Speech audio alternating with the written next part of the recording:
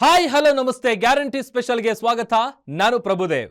ಉಗ್ರ ಕರಾಳ ಜಗತ್ತಿನಲ್ಲಿ ಈಗ ಹೊಸ ಟೆರರಿಸಂ ಸಿಸ್ಟಮ್. ವಿಷ ಕನ್ಯೆಯರನ್ನಿಟ್ಕೊಂಡು ವಿಷ ಬೀಜ ಬಿತ್ತುತ್ತಿದೆ ಪಾಕ್ನ ಜೈಷ್. ವೈಟ್ ಕಾಲರ್ ಭಯೋತ್ಪಾದನೆ ಭಾರತದ ಭದ್ರತಾ ವ್ಯವಸ್ಥೆಗೆ ಹೊಸ ಬೆದರಿಕೆ. ವೈದ್ಯೆಯಿಂದ ಮೌಲ್ಯಗಳು ಹುಟ್ಟುತ್ತವೆ ಅನ್ನೋದು ಅಪ್ರಸ್ತುತವಾಯ್ತಾ? ಕಲಿತ ವಿದ್ಯೆ ಮತ್ತೊಬ್ಬರ ಬದುಕಿಗೆ ವಿಷವಾಗ್ತಿರೋದು ಹೇಗೆ? ವೈಟ್ ಕಾಲರ್ ಟೆರರಿಸಂ ಇಷ್ಟೊಂದು ಅಪಾಯಕಾರಿ ಹೇಗೆ? ಶಹೀನ್ ಎಂಬ ಸೈತಾನ್ ಮಾಡ್ತಿದ್ದ ಕ್ರೂರ ಕಾರ್ಯಗಳೇನು? ಇದೇ ಈ ಹೊತ್ತಿನ ವಿಶೇಷ. White collar ಸೈತಾನ್.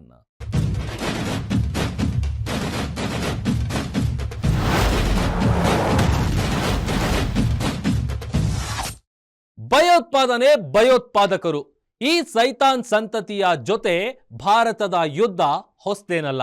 ಪಾಕಿಸ್ತಾನವೆಂಬ ವಿಷಜಂತು ಪಕ್ಕದಲ್ಲಿ ಉದಯವಾದ ದಿನದಿಂದಲೇ ಈ ಒಂದು ಯುದ್ಧ ಜಾರಿಯಲ್ಲಿದೆ. ಆದರೆ ಭಯೋತ್ಪಾದಕ ಜಗತ್ತು ಈಗ ಹೊಸದೊಂದು ಯುದ್ಧವನ್ನ ಘೋಷಿಸಿದೆ. ಹನಿ ಟ್ರ್ಯಾಪ್ನಿಂದ ಲೇಡಿ ಟೆರರಿಸಂ ಅನ್ನ ಪರಿಚಯಿಸ್ತಾ ಇದೆ. ಇದು ಹೊಸ ಜಾಲ, ಜೈಷ್ ಹೆಣೆದಿರುವ ಭಯಂಕರ ಜಾಲ. ಈ ಜಾಲ ಬೆನ್ನಟ್ಟಿದ ತನಿಖಾ ಸಂಸ್ಥೆಗಳಿಗೆ ಸಿಕ್ಕಿದ್ದೇನು? ಇದರ ಹಿಂದಿರುವ ಷಡ್ಯಂತ್ರಗಳು ಯಾರು? ನೋಡೋಣ ಬನ್ನಿ.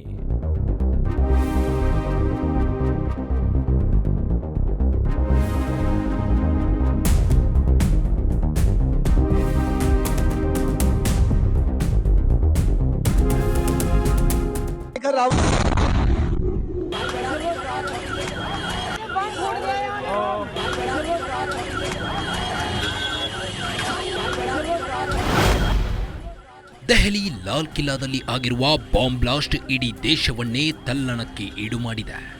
ಆ ಬ್ಲಾಸ್ಟ್ ಜಾಡು ಹಿಡಿದು ಹೋದ ಬಳಿಕ ಆಚೆ ಬಂದ ಮಾಹಿತಿಗಳು ಇನ್ನೂ ಕೂಡ ಬೆಚ್ಚಿ ಬೀಳಿಸುವಂತಿವೆ. ಇದೊಂದು ಸಾಧಾರಣ ಜಾಲವಲ್ಲ.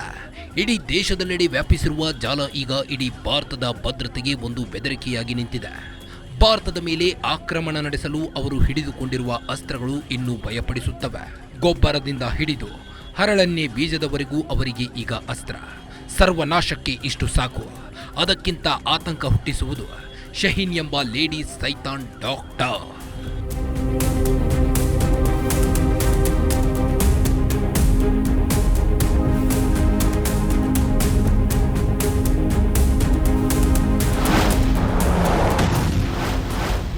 ಹದಿಮೂರು ವರ್ಷಗಳ ಬಳಿಕ ದೆಹಲಿಯಲ್ಲಿ ಬಾಂಬ್ ಬ್ಲಾಸ್ಟ್. 48 ಗಂಟೆಗಳಲ್ಲಿ ಕೇಸ್ಗೆ ಹಲವಾರು ಆಯಾಮಗಳು. ಕಳೆದ 13 ವರ್ಷಗಳು ದೆಹಲಿ ಶಾಂತವಾಗಿತ್ತು. ಭಯೋತ್ಪಾದಕರ ಕರಾಳ ನೆರಳು ರಾಷ್ಟ್ರ ರಾಜಧಾನಿಯ ಮೇಲೆ ಬಿದ್ದಿರಲಿಲ್ಲ. ಆದರೆ ನವೆಂಬರ್ 10 ಸಂಜೆ ಸುಮಾರು 7 ಗಂಟೆಗೆ ದೆಹಲಿ 13 ವರ್ಷಗಳ ನಂತರ ಬೆಚ್ಚಿ ಬಿದ್ದಿತ್ತು. ದೆಹಲಿಯ ಕೆಂಪುಕೋಟೆ ಬಳಿಯ ಮೆಟ್ರೋ ನಿಲ್ದಾಣದ ಗೇಟ್ ನಂಬರ್ 1 ಬಳಿ ಭೀಕರ ಬಾಂಬ್ ಬ್ಲಾಸ್ಟ್ ಆಗಿತ್ತು.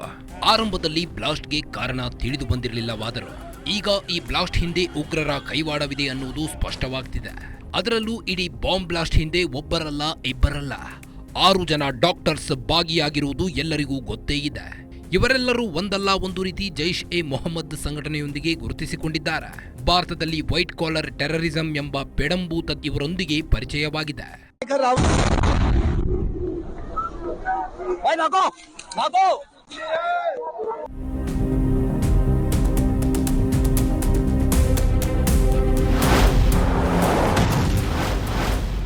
ಒಂದು ಬ್ಲಾಸ್ಟ್, 3 ಕೇಸ್, 5 ರಾಜ್ಯ. ಭಾರತದಲ್ಲಿ ಹಬ್ಬಿತ ವೈಟ್ ಕಾಲರ್ ಟೆರರ್ ವಿಷಬಳ್ಳಿ. ಯಸ್, ಇದೊಂದು ವಿಷಬಳ್ಳಿ. ವೈಟ್ ಕಾಲರ್ ಟೆರರಿಸಂ ಅನ್ನೋ ವಿಷಬಳ್ಳಿ. ಬ್ಲಾಸ್ಟ್ಗೂ ಮೊದಲು ಹಲವು ರಾಜ್ಯಗಳಲ್ಲಿ ಹಲವು ಭಯೋತ್ಪಾದಕರ ಬಂಧನವಾಗಿದೆ. ಬೇರೆ ಬೇರೆ ರಾಜ್ಯಗಳಲ್ಲಿ ಬೇರೆ ಬೇರೆ ಮಾದರಿಯಲ್ಲಿ ಜನರ ನಾಶಕ್ಕೆ ವಿಷ ಅರಿಯುತ್ತಿದ್ದ ಉಗ್ರರನ್ನ ಬಂಧಿಸಲಾಗಿದೆ. ಆದರೆ ಒಂದೊಂದೇ ಬಿಂದುವನ್ನ ಸೇರಿಸಿಕೊಳ್ತಾ ಹೋದ್ರೆ ಆತಂಕಕಾರಿ ಭಯೋತ್ಪಾದನಾ ಮಾದರಿಯೊಂದು ಹೆಡೆ ಎತ್ತಿ ನಿಂತಿರುವುದು ನಮಗೆ ಸ್ಪಷ್ಟವಾಗುತ್ತದೆ.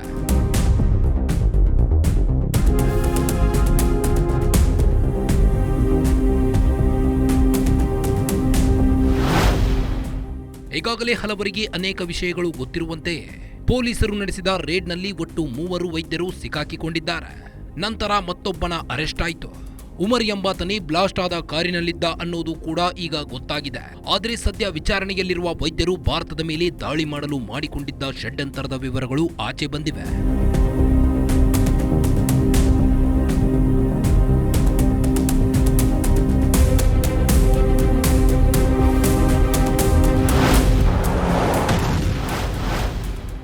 ಎಳ್ಳೆಣ್ಣೆ ಗೊಬ್ಬರವು ಈಗ ಉಗ್ರ ಕ್ರಿಮಿಗಳಿಗೆ ಅಸ್ತ್ರ. ವೈಟ್ ಕಾಲರ್ ಭಯೋತ್ಪಾದಕರು ಎಷ್ಟು ಡೇಂಜರ್. ಫರೀದಾಬಾದ್ನಲ್ಲಿ ಪೊಲೀಸರು ನಡೆಸಿದ ದಾಳಿಯಲ್ಲಿ ಬರೋಬ್ಬರಿ 350 ಕೆಜಿಗೂ ಅಧಿಕ ಟನ್ ಅಮೋನಿಯಂ ನೈಟ್ರೇಟ್ ವಶಕ್ಕೆ ಪಡೆಯಲಾಗಿದೆ. ಅಲ್ಲಿ ಪೊಲೀಸರ ಕೈಗೆ ಸಿಕ್ಕಿರುವ 3 ಕೂಡ ವೈದ್ಯರು, ಪ್ರತಿಷ್ಠಿತ ಮೆಡಿಕಲ್ ಕಾಲೇಜಿನಲ್ಲಿ ಕೆಲಸ ಮಾಡುವವರು. ಅಸಲಿಗೆ ಭಯ ಇರೋದೇ ಇಲ್ಲಿ. ಅವರಿಗೆ ಅಮೋನಿಯಂ ನೈಟ್ರೇಟ್ನಿಂದ ಏನೆಲ್ಲ ಸರ್ವನಾಶ ಮಾಡಬಹುದು ಅನ್ನೋ ಪಕ್ಕಾ ಐಡಿಯಾ ಇರುತ್ತೆ. ಲ್ಯಾಬ್ನಲ್ಲಿ ವಿದ್ಯಾರ್ಥಿಗಳಿಗೆ ಅದರ ಪ್ರಯೋಗಗಳನ್ನು ಹೇಳಿ ಅವರ ಜ್ಞಾನವನ್ನ ವಿಸ್ತಾರ ಮಾಡಬೇಕಾದ ವೈದ್ಯರ ಈಗ ಇದೇ ಅಮೋನಿಯಂ ನೈಟ್ರೇಟ್ ಹಿಡಿದುಕೊಂಡು ದೇಶದ ಭದ್ರತೆಗೆ ಕಂಟಕವಾಗುತ್ತಿದ್ದಾರೆ. ಇದು ಅಸಲಿಗೆ ಆತಂಕ ಪಡುವ ವಿಷಯ.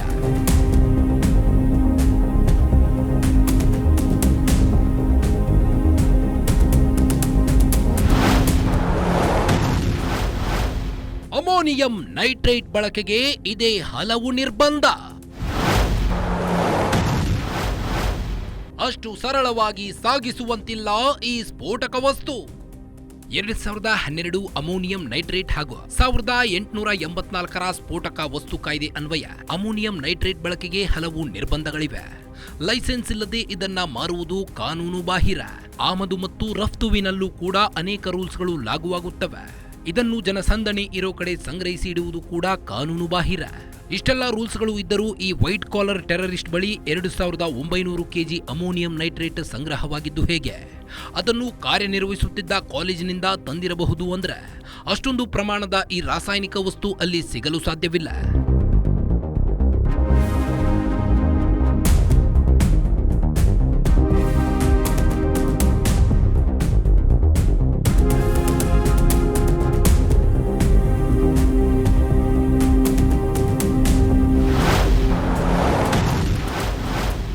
ಮೆಡಿಕಲ್ ಕಾಲೇಜುಗಳಿಗೂ ಇದೆ ಹಲವು ರೂಲ್ಸ್. ಮಿತಿಗಿಂತ ಹೆಚ್ಚು ಈ ಸ್ಫೋಟಕ ಇಟ್ಟುಕೊಳ್ಳುವಂತಿಲ್ಲ. ಹೌದು, ಮೆಡಿಕಲ್ ಕಾಲೇಜುಗಳಲ್ಲಿ ಅನೇಕ ವೈಜ್ಞಾನಿಕ ಪ್ರಯೋಗಗಳು ನಡೆಯುತ್ತವೆ.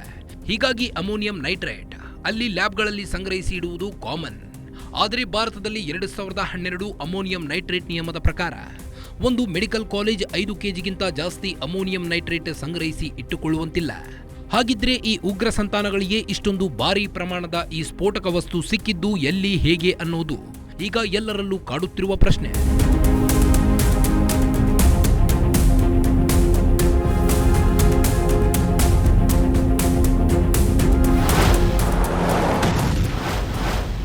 ಸತತ 2 ವರ್ಷಗಳಿಂದ ಸ್ಫೋಟಕ ವಸ್ತು ಸಂಗ್ರಹ. ಪ್ಯಾನ್ ಇಂಡಿಯಾ ದಾಳಿಗೆ ನಡೆದಿತ್ತು ದೊಡ್ಡ ಸಂಚು. ಎಸ್, ಜಮ್ಮು ಕಾಶ್ಮೀರದ ಶ್ರೀನಗರದಲ್ಲಿ ವಿಚಾರಣೆ ಎದುರಿಸುತ್ತಿರುವ ಸೋಕಾಲ್ಡ್ ಡಾಕ್ಟರ್ ಶಹೀನ್ ಶಾಹಿದ್ ಹಲವು ಸ್ಫೋಟಕ ಮಾಹಿತಿಗಳನ್ನು ಬಿಚ್ಚಿಟ್ಟಿದ್ದಾಳೆ. ಅದರಲ್ಲಿ ಇದು ಒಂದು. ಕಾರ್ ಬ್ಲಾಸ್ಟ್ನಲ್ಲಿ ಯಮಲೋಕ ಸೇರಿರುವ ಉಮರ್ ಅಲ್ಫಲಾ ಮೆಡಿಕಲ್ ಕಾಲೇಜ್ಗೆ ಭೇಟಿ ನೀಡಿ ಆದಿಲ್ ಹಾಗೂ ಮುಜಾಮಿಲ್ನನ್ನ ಭೇಟಿಯಾಗುತ್ತಿದ್ದಂತೆ ಆತ ಅವರಿಂದ ಸುಮಾರು 2 ವರ್ಷಗಳಿಂದ ಅಮೋನಿಯಂ ನೈಟ್ರೇಟ್ ಸಂಗ್ರಹಿಸುತ್ತಿದ್ದಂತೆ. ಸತತ 2 ವರ್ಷಗಳಿಂದ ಸಂಗ್ರಹಿಸಿದ ಸ್ಫೋಟಕ ಈಗ 350 ಕೆಜಿಯಷ್ಟಾಗಿದೆ. ದೆಹಲಿ ಮಾದರಿಯಲ್ಲಿಯೇ ಪ್ಯಾನ್ ಇಂಡಿಯಾ ಅಂದ್ರೆ ದೇಶದ ಹಲವಾರು ಭಾಗಗಳಲ್ಲಿ ಬ್ಲಾಸ್ಟ್ ಮಾಡಲು ಈ ಪಡೆ ಸಜ್ಜಾಗಿತ್ತು ಅಂತ ವಿಚಾರಣೆಯಿಂದ ಸದ್ಯ ತಿಳಿದು ಬಂದಿದೆ.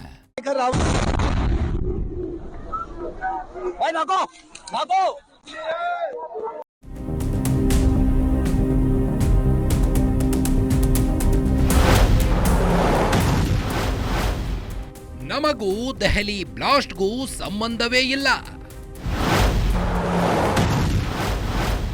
ಸ್ಪಷ್ಟನೆ ನೀಡಿ ಜಾರಿಕೊಂಡ ಅಲ್ಫಲಾ ವಿಶ್ವವಿದ್ಯಾಲಯ. ಮುಜಾಮಿಲ್ ಶಕೀಲ್, ಒಮರ್ ಮೊಹಮ್ಮದ್ ಹಾಗೂ ಶಹೀನ್ ಶಾಹಿದ್ ಈ ಮೂವರು ಕೂಡ ಅಲ್ಫಲಾಹ ವಿಶ್ವವಿದ್ಯಾಲಯದ ಮೆಡಿಕಲ್ ಕಾಲೇಜಿನಲ್ಲಿಯೇ ವೈದ್ಯರಾಗಿ ಕೆಲಸ ಮಾಡಿದವರು. ಈ ಮೆಡಿಕಲ್ ಕಾಲೇಜಿನಿಂದಲೇ ವಿಸ್ಫೋಟಕಗಳನ್ನ ಸಂಗ್ರಹಿಸಿದ್ದಾರೆ ಅನ್ನೋ ಆರೋಪವಿದೆ. ಆದರೆ ಅಲ್ಫಲಾ ವಿಶ್ವವಿದ್ಯಾಲಯ ಮಾತ್ರ ಇದಕ್ಕೂ ನಮಗೂ ಸಂಬಂಧವಿಲ್ಲ ಅಂತಿದೆ. ನಮ್ಮ ಯೂನಿವರ್ಸಿಟಿಯಲ್ಲಿದ್ದ ಯಾವುದೇ ಸ್ಫೋಟಕ ವಸ್ತುಗಳು ಇಲ್ಲಿ ಬಳಕೆಯಾಗಿಲ್ಲ. ಆ ಉಗ್ರರಿಗೂ ನಮಗೂ ಸಂಬಂಧವೇ ಇಲ್ಲ ಅಂತ ಹೇಳಿಕೆ ನೀಡಿದ್ದಾರೆ. ಇಷ್ಟೆಲ್ಲ ನಡೆದರೂ ಕೂಡ, ಅದು ವಿಶ್ವವಿದ್ಯಾಲಯದ ಮೂಗಿನ ಕೆಳಗೆ ನಡೆದರೂ ಕೂಡ ಅವರಿಗೆ ಈ ಬಗ್ಗೆ ಮಾಹಿತಿ ಇರಲಿಲ್ವಾ? ಈ ಹೇಳಿಕೆ ಕೊಟ್ಟು ಜಾರಿಕೊಳ್ತಾ ವಿಶ್ವವಿದ್ಯಾಲಯದ ಆಡಳಿತ ಮಂಡಳಿ ಅನ್ನೋದು ಕೂಡ ಈಗ ಹಲವು ಅನುಮಾನಗಳಿಗೆ ಎಡೆ ಮಾಡಿಕೊಟ್ಟಿದೆ.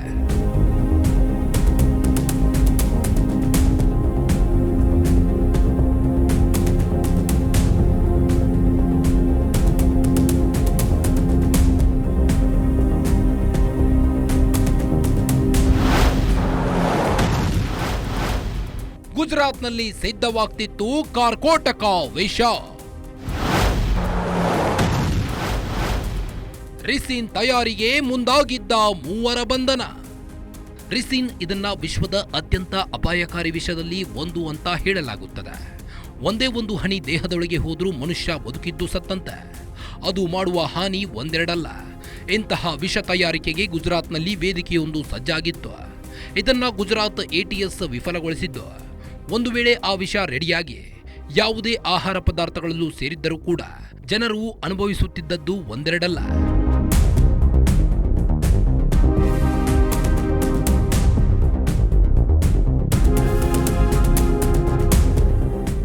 ಏನಿದು ರೈಸಿನ್ ಎಂಬ ವಿಷ? ಇದನ್ನ ತಯಾರು ಮಾಡಲು ಹೊರಟಿದ್ದ ವೈದ್ಯ ಯಾರು? ಒಂದು ವೇಳೆ ಅವರು ಅಂದುಕೊಂಡಂತೆ ಆಗಿದ್ರೆ ಆಗಲಿರುವ ಅನಾಹುತಗಳು ಏನಿದ್ವು? ಶಹೀನ್ ಶಾಹಿದ್ ಎಂಬ ಸೈತಾನ್ ವೈದ್ಯೆಯ ಜಾಡು ಹಿಡಿದು ಹೊರಟವರಿಗೆ ಸಿಕ್ಕಿದ್ದೇನು? ಜೈಷ್ ಎ ಮೊಹಮ್ಮದ್ ಸಂಘಟನೆಗೂ ಅವಳಿಗೂ ಇರೋ ನಂಟೇನು? Welcome back. ಶಹೀನ್ ಎಂಬುವವಳು ಡಾಕ್ಟರೇ ಅಲ್ಲ, ಭಾರತದ ಪಾಲಿಗೆ ಅಕ್ಷರಶಃ ಸೈತಾನ್. ಅವಳ ಹಿಂದಿರುವ ಪಡೆ ಡಾಕ್ಟರ್ ಕೆಲಸ ಬಿಟ್ಟು ಅವಳು ಮಾಡಿದ ದೇಶದ್ರೋಹದ ಕೆಲಸ ಒಂದೆರಡಲ್ಲ. ಅವಳ ಜಾಡು ಬೆನ್ನಟ್ಟಿದಾಗ ಸಿಕ್ಕಿದ್ದು ಅಕ್ಷರಶಃ ಬೆಚ್ಚಿ ಬೀಳಿಸುವ ಕೆಲಸ. ಆಕೆಗೆ ನಂಟಿರೋದು ಅಂತಿಂತವರ ಜೊತೆಯಲ್ಲ, ಭಾರತದ ಮೇಲೆ ಸದಾ ಕತ್ತಿ ಮಸಿಯುತ್ತಿರುವ ಆ ಒಂದು ಸಂಘಟನೆಯ ಪಡೆ. ಶಹೀನ್ ಹಿಂದಿರುವ ಆ ದುಷ್ಟ ಕೂಟ ಯಾವುದು? ಕಾರ್ಕೋಟಕ ವಿಷದ ಜಾಲವನ್ನ ಭೇದಿಸಿದ್ದು ಹೇಗೆ? ಈ ವೈಟ್ ಕಾಲರ್ ಟೆರರಿಸಂ ಮುಂದೆ ಭಾರತವನ್ನ ಹೇಗೆ ಕಾಡಲಿದೆ? ಈ ಬಗ್ಗೆ ನೋಡೋಣ ಬನ್ನಿ.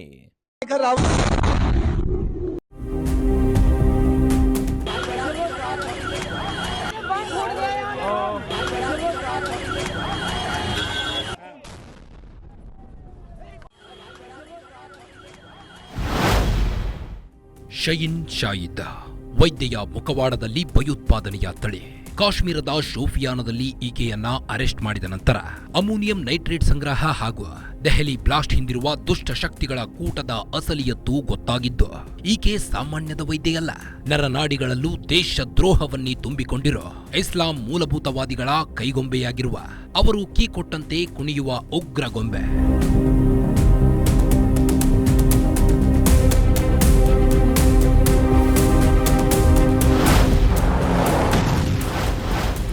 ಜೈಷ್ ಎ ಮೊಹಮ್ಮದ್ನ ಮಹಿಳಾ ಘಟಕದ ಮುಖ್ಯಸ್ಥೆ. ಉಗ್ರ ಸಂಘಟನೆಗೆ ಯುವತಿಯರನ್ನ ಸೆಳೆಯುವ ಕೆಲಸ.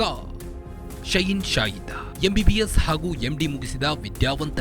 ಅಲ್ಫಲಾಹ ವಿಶ್ವವಿದ್ಯಾಲಯದಲ್ಲಿ MBBS ವಿದ್ಯಾರ್ಥಿಗಳಿಗೆ ಟೀಚ್ ಮಾಡ್ತಿದ್ಲ. ಇಂತಹ ಪವಿತ್ರ ವೃತ್ತಿಯಲ್ಲಿದ್ದ ಈಕೆಯ ತಲೆಯಲ್ಲಿ ಅದ್ಯಾವ ಭಯೋತ್ಪಾದನೆ ಎಂಬ ವಿಷ ಬೀಜಾಂಕುರವಾಯಿತು ಗೊತ್ತಿಲ್ಲ.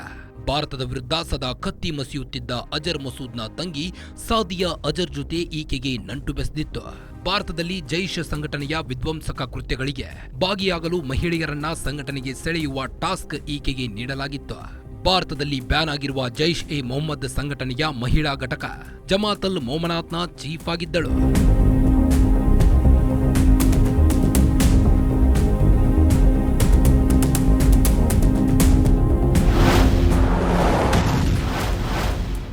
ಆಪರೇಷನ್ ಸಿಂಧೂರ ಬಳಿಕ ಜೈಷ್ ಮಹಿಳಾ ಘಟಕ. ಕೆಲವೇ ತಿಂಗಳುಗಳಲ್ಲಿ ದೇಶದಲ್ಲಿ ಹಬ್ಬಿದ ವಿಷಬಳ್ಳಿ.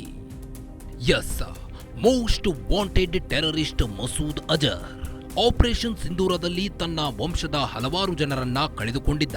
ಅದಕ್ಕೆ ಪ್ರತಿಕಾರಕ್ಕಾಗಿ ಬೇರೆಯದೊಂದು ಯೋಜನೆ ಹಾಕಿಕೊಂಡಿದ್ದ. ಆವಾಗ ಆತನ ತಲೆಗೆ ಬಂದಿದ್ದೇ ಜೈಷ್ ಎ ಮೊಹಮ್ಮದ್ ಸಂಘಟನೆಯಲ್ಲಿ ಮಹಿಳಾ ಘಟಕ ಸ್ಥಾಪಿಸಬೇಕು ಅನ್ನುವುದು. ಅದೇ ರೀತಿ ಜಮಾತ್ ಅಲ್ ಮೊಮನಾತ್ನ ಅನ್ನೋ ಮಹಿಳಾ ಸಂಘಟನೆಯನ್ನ ಸ್ಥಾಪಿಸಿದ. ಅದಕ್ಕೆ ತನ್ನ ಸಹೋದರಿ ಸಾದಿಯಾ ಅಜರಳನ್ನ ಮುಖ್ಯಸ್ಥೆಯನ್ನಾಗಿ ಮಾಡಿದ.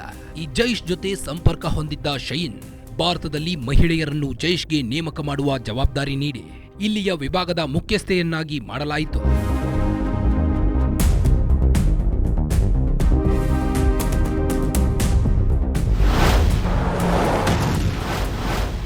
ಮತಾಂತರ, ಲವ್ ಜಿಹಾದ್, ವಿಷಕನ್ಯೆಯರ ನೇಮಕ. ಶಹೀನ್ಗೆ ಜೈಷ್ನಿಂದ ನೀಡಲಾಗಿತ್ತು ಆ ಒಂದು ಆದೇಶ. ಜೈಷ್ ಎ ಮೊಹಮ್ಮದ್ ಎಂಬ ಉಗ್ರ ಸಂಘಟನೆಯ ವುಮೆನ್ ವಿಂಗ್ನ ಭಾಗಿಯಾಗಿರುವ ಶಹೀನ್ ಇಲ್ಲಿ ಅನೇಕ ದೇಶದ್ರೋಹಿ ಕೆಲಸವನ್ನ ನಡೆಸಲು ಜೈಷ್ನಿಂದ ಆದೇಶ ಬಂದಿತ್ತು. ಹಿಂದೂ ಯುವತಿಯರನ್ನ ಮರಳು ಮಾಡಿ ಮತಾಂತರ ಮಾಡುವುದು, ಲವ್ ಜಿಹಾದ್ ಮೂಲಕ ಅವರನ್ನು ಬಲೆಗೆ ಕೆಡವಿಕೊಳ್ಳುವುದು, ಜೈಷ್ ಬಗ್ಗೆ ಅನುಕಂಪ ಮೂಡುವಂತೆ ಅವರ ಬ್ರೈನ್ ವಾಶ್ ಮಾಡಿ ವಿಷಕನ್ಯೆಯರ ಸೇನೆಗೆ ಸೇರಿಸಿಕೊಳ್ಳುವುದು, ಕ್ರಾಸ್ ಬಾರ್ಡರ್ನಲ್ಲಿ ತಮ್ಮ ಉಗ್ರ ಚಟುವಟಿಕೆಗಳನ್ನು ನಡೆಸುವುದು, ಈ ಮೂಲಕ ಭಾರತದ ಭದ್ರತಾ ವ್ಯವಸ್ಥೆಯ ಮೇಲೆ ದಾಳಿ ಮಾಡುವುದು, ಈ ಎಲ್ಲ ಜವಾಬ್ದಾರಿಗಳನ್ನ ಆಕೆಗೆ ನೀಡಲಾಗಿತ್ತು.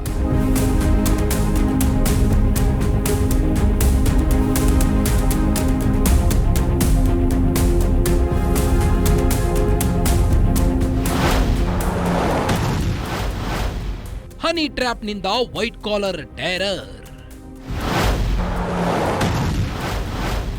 ಬಕರಾಗಳಿಗೆ ಹುಡುಕಾಟ ನಡೆಸಿದ್ದ ಉಗ್ರ ವೈದ್ಯೆ. ಮೊದಲು ಭಯೋತ್ಪಾದಕರು ಭಾರತದ ಮೇಲೆ ದಾಳಿ ನಡೆಸಲು, ಮತಾಂತರ ಮಾಡಲು, ಮಾಹಿತಿ ಕದಿಯಲು ಹನಿ ಟ್ರ್ಯಾಪ್ ಅನ್ನೋ ಬಲೆಯನ್ನ ಹೆಣೆಯುತ್ತಿದ್ರು. ಈಗ ವೈಟ್ ಕಾಲರ್ ಟೆರರಿಸ್ಟ್ಗಳನ್ನ ಸೃಷ್ಟಿಸಿದ್ದಾರೆ. ಅದರಲ್ಲೂ ಮಹಿಳೆಯರನ್ನ ತಮ್ಮ ದುಷ್ಕೃತ್ಯಕ್ಕೆ ಬಳಸಿಕೊಳ್ಳುತ್ತಿದ್ದಾರೆ. ಈ ಆದೇಶದ ಮೊದಲ ಬಲಿಯೇ ಈ ಶೈನ್ ಎಂಬ ಡಾಕ್ಟರ್. ಈಕೆ ನೀಡಲಾದ ಜವಾಬ್ದಾರಿ ನಿರ್ವಹಿಸಲು ಆಕೆ ಹಲವಾರು ಬಕರಾಗಳಿಗೆ ಹುಡುಕಾಟ ನಡೆಸಿದ್ಲು. ಮತಾಂತರ ಮಾಡಲು, ಲವ್ ಜಿಹಾದ್ ನಡೆಸಲು ಹಾಗೂ ಜೈಸ್ ಸಂಘಟನೆಗೆ ಯುವತಿಯರನ್ನ ನೇಮಕ ಮಾಡಲು ತಯಾರಿಯೊಂದಿಗೆ ಮುಜಾಮಿಲ್ ಹಾಗೂ ಆದಿಲ್ಗೆ ಬೇಕಾದ ಸಾಮಗ್ರಿಗಳನ್ನ ನೀಡಲು ಕೈ ಜೋಡಿಸಿದ್ದಳು.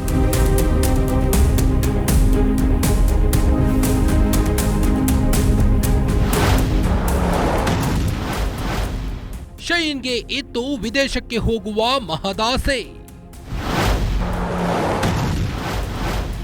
ಟೆರರ್ ಡಾಕ್ಟರ್ ಮಾಜಿ ಪತಿ ಬೆಚ್ಚಿಟ್ಟ ಅಸಲಿ ಸತ್ಯವೇನು?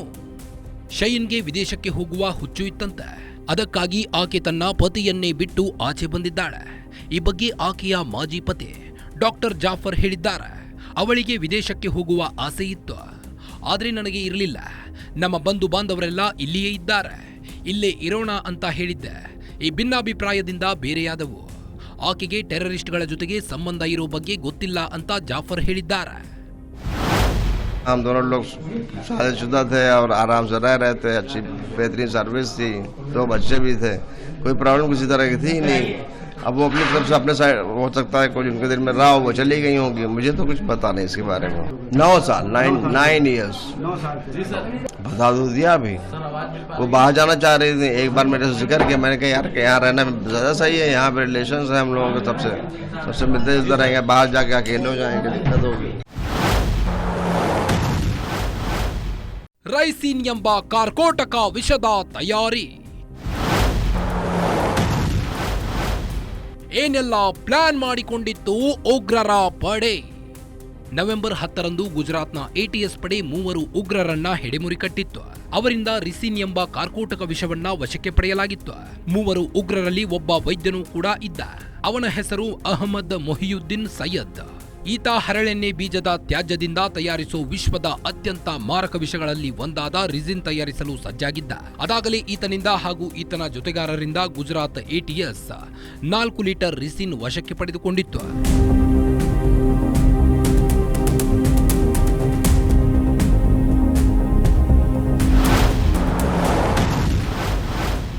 ದೇವಸ್ಥಾನಗಳ ಪ್ರಸಾದದಲ್ಲಿ ಮಿಕ್ಸ್ ಮಾಡಲು ಪ್ಲಾನ್. ಸಾವಿರಾರು ಭಕ್ತರ ಮಾರಣ ಹೋಮಕ್ಕೆ ಸಜ್ಜಾಗಿದ್ದ ಉಗ್ರರು. ಎಸ್, ಎಂತದ್ದೊಂದು ಪ್ಲಾನ್ ಮಾಡಿಕೊಂಡಿತ್ತು ಮೊಹಿಯುದ್ದೀನ್ ಸೈಯದ್ ಟೀಮ್. ಮೊಹಿಯುದ್ದೀನ್ ಕೂಡ ಚೀನಾದಿಂದ MBBS ಪದವಿ ಪಡೆದಿದ್ದ ವೈದ್ಯ ಅಂತ ಎಲ್ಲರಿಗೂ ಗೊತ್ತೇ ಇರುವ ವಿಚಾರ. ಈತ ಗುಜರಾತ್ನಲ್ಲಿಯೇ ರಿಜಿನ್ ತಯಾರಿಕೆ ಮಾಡುತ್ತಿದ್ದ. ಅದನ್ನು ದೇಶದ ಪ್ರಮುಖ ಸಿಟಿಗಳಾದ ದೆಹಲಿ, ಅಹಮದಾಬಾದ್, ಲಕ್ನೌನಲ್ಲಿರುವ ಪ್ರಮುಖ ದೇವಸ್ಥಾನಗಳ ಪ್ರಸಾದದಲ್ಲಿ ಹಾಗೂ ನೀರಿನಲ್ಲಿ ಈ ರಿಜಿನ್ ವಿಷವನ್ನ ಮಿಕ್ಸ್ ಮಾಡಿ ಲಕ್ಷಾಂತರ ಭಕ್ತರ ಮಾರಣ ಹೋಮಕ್ಕೆ ಸಿದ್ಧತೆ ಮಾಡಿಕೊಂಡಿದ್ದ.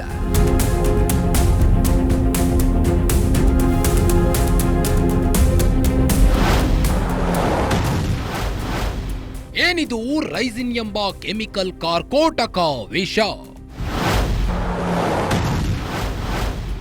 ಒಂದೇ ಒಂದು ಹನಿ ಹೊಟ್ಟೆಗೆ ಸೇರಿದ್ರೆ ಏನಾಗುತ್ತೆ? ರೈಸಿನ್ ಇದೊಂದು ಕಾರ್ಕೋಟಕ ವಿಷ. ಒಂದೇ ಒಂದು ಹನಿ ಮನುಷ್ಯರ ಹೊಟ್ಟೆಯಲ್ಲಿ ಹೋದರೆ ಮುಗಿತು. ಆತನ ಇಡೀ ಬದುಕು ವೀಲ್ ಚೇರ್ ಮೇಲೆಯೇ ಕಳೆಯಬೇಕು, ಇಲ್ಲವೇ ಪ್ರಾಣ ಬಿಡಬೇಕು. ಎರಡೇ ಆಯ್ಕೆ ಇರುವುದು. ಈ ಒಂದು ವಿಷ ಮಾಡುವ ಪರಿಣಾಮಕ್ಕೆ ಔಷಧಿಯೇ ಇಲ್ಲ. ಇಡೀ ಜಗತ್ತಿನಲ್ಲಿಯೇ ಈ ರೈಸಿನ್ ವಿಷದ ಉತ್ಪಾದನೆ, ಸಂಗ್ರಹ ಹಾಗೂ ಸಾಗಾಣೆಯ ಮೇಲೆ ಅನೇಕ ನಿಯಂತ್ರಣಗಳಿವೆ. ಇಂತಹ ಮಾರಕ ವಿಷವನ್ನ ಈ ಗುಜರಾತ್ನ 3 ಉಗ್ರರು ತಯಾರಿಸಲು ಸಜ್ಜಾಗಿದ್ರು. ಆದರೆ ಗುಜರಾತ್ ATS ಇವರ ಕೋಟೆಯನ್ನ ಭೇದಿಸುವ ಮೂಲಕ ಲಕ್ಷಾಂತರ ಜನರ ಪ್ರಾಣ ಕಾಪಾಡುವಲ್ಲಿ ಯಶಸ್ವಿಯಾಗಿದ್ದಾರೆ.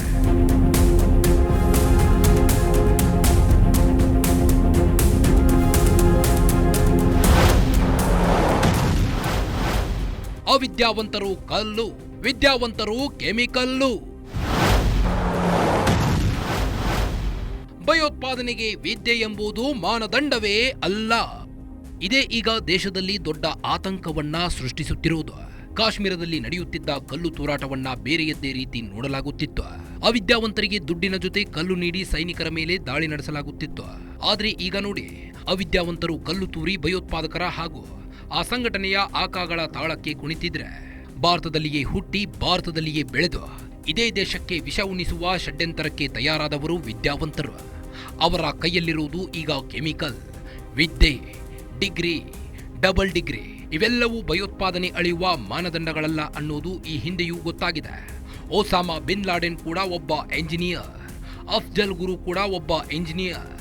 ಈಗ ವೈದ್ಯರು, ಎಂಜಿನಿಯರ್ಗಳು, ಪ್ರೊಫೆಸರ್ಗಳು ಕೂಡ ಅವರ ಸಾಲಿಗೆ ಸೇರಿದ್ದಾರೆ. ಅದು ಕೂಡ ಭಾರತದಲ್ಲಿಯೇ ನೆಲೆಸಿದವರು.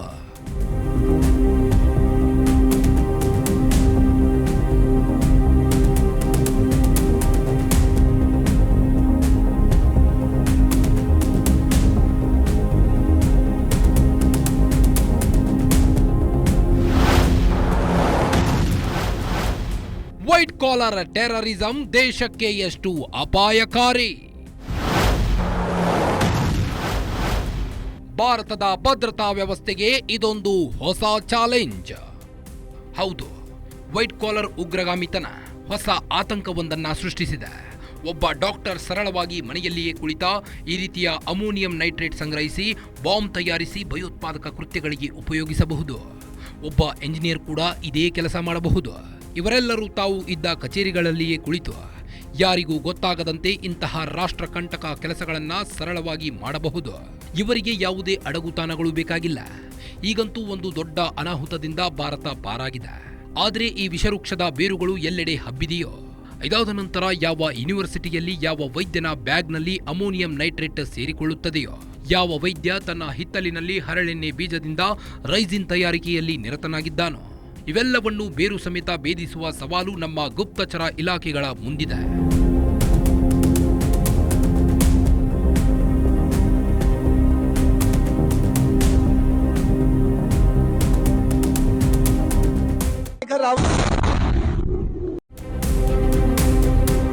ಭಾರತಕ್ಕೆ ಭಯೋತ್ಪಾದನೆ ಹೊಸ್ತಲ್ಲ.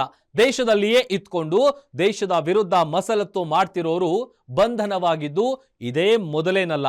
ಆದರೆ ವಿದ್ಯಾವಂತರು, ಅದರಲ್ಲೂ ಕೆಮಿಕಲ್ ಇಂಜಿನಿಯರ್, ಡಾಕ್ಟರ್, ಪ್ರೊಫೆಸರ್ಗಳಂತ ವೈಟ್ ಕಾಲರ್ ವ್ಯಕ್ತಿಗಳ ಒಳಗೆ ಉಗ್ರರು ಅಡಗಿಕೊಂಡ್ರೆ ಆ ಕೋಟೆಯನ್ನ ಭೇದಿಸೋದು ಅಷ್ಟು ಸರಳವಲ್ಲ. ಇದು ನಮ್ಮ ಭದ್ರತಾ ವ್ಯವಸ್ಥೆ ನಿಜಕ್ಕೂ ಆತಂಕ ಪಡುವ ವಿಷಯ ಹಾಗೂ ಅಷ್ಟೇ ಸವಾಲಾಗಿ ನಿಂತಿರುವ ರಣರಂಗ. ಇದಾಗಿತ್ತು ಈ ಹೊತ್ತಿನ ಗ್ಯಾರಂಟಿ ಸ್ಪೆಷಲ್. ನೋಡ್ತಾ ಇರಿ ಗ್ಯಾರಂಟಿ ನ್ಯೂಸ್, ಸುದ್ದಿ ಖಚಿತ, ನ್ಯಾಯ ನಿಶ್ಚಿತ.